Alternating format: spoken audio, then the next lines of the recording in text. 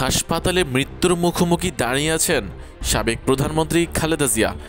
খালেদা জিয়ার এই সংকটকালে তার পাশে নেই তার ছেলে বিএনপির ভারপ্রাপ্ত চেয়ারম্যান তারেক রহমান।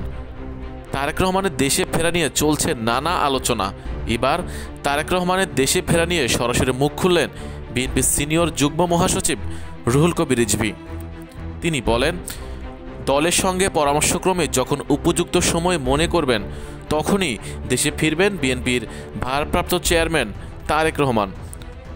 রুহুল কবির রিজভী জানান, বিদেশ যাওয়ার ব্যাপারে বেগম খালেদা জিয়ার মেডিকেল বোর্ড এখনও কোনো সিদ্ধান্ত দেয়নি।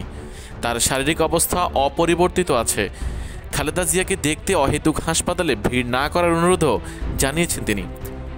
এর আগে দেশে ফেরা নিয়ে শনিবার সকালে নিজের ভেরিফাইড ফেসবুক পোস্টে তারেক রহমান লিখেছেন, সংকটকালে মায়ের স্নেহ স্পর্শ পাওয়ার তীব্র আকাঙ্ক্ষা যে কোনো সন্তানের মতো আমারও রয়েছে, কিন্তু অন্য আর সবার মতো এটা বাস্তবায়নের ক্ষেত্রে আমার একক সিদ্ধান্ত গ্রহণের সুযোগ অবারিত ও একক নিয়ন্ত্রণাধীন নয়। ফেসবুক পোস্টে তিনি আরও লেখেন, স্পর্শকাতর এই বিষয়টি বিস্তারিত বর্ণনার অবকাশও সীমিত। রাজনৈতিক বাস্তবতার এই পরিস্থিতি প্রত্যাশিত পর্যায়ে উপনীত হওয়া মাত্রই স্বদেশ প্রত্যাবর্তনে আমার সুদীর্ঘ উদ্বিগ্ন প্রতীক্ষার অবসান ঘটবে বলেই আমাদের পরিবার আশাবাদী। উল্লেখ্য, রাজধানীর একটি হাসপাতালের সিসিইউতে অত্যন্ত সংকটাপন্ন অবস্থায় চিকিৎসাধীন বেগম খালেদা জিয়া। ফুসফুসে সংক্রমণ থেকে শ্বাসকষ্ট নিয়ে হাসপাতালে ভর্তি হয়েছিলেন তিনি। এরপর দেখা দেয় নিউমোনিয়া, সঙ্গে রয়েছে কিডনি, লিভার, আর্থাইটিস ও ডায়াবেটিসের পুরানো সমস্যা।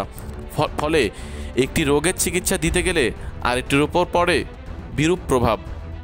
বেগম খালেদা জিয়ার জন্য দেশবাসীর কাছে দোয়া চেয়েছেন রাষ্ট্রপতি মোহাম্মদ শাহাবুদ্দিন ও অন্তর্বর্তী সরকারের প্রধান উপদেষ্টা অধ্যাপক ডক্টর মোহাম্মদ ইউনুস। প্রধান উপদেষ্টা তিনি নিয়মিত বেগম খালেদা জিয়ার স্বাস্থ্যের অগ্রগতি সম্পর্কে খোঁজখবর রাখছেন এবং প্রয়োজনীয় সব চিকিৎসা সহায়তা নিশ্চিত করতে সংশ্লিষ্ট সবার প্রতি নির্দেশ প্রদান করেছেন।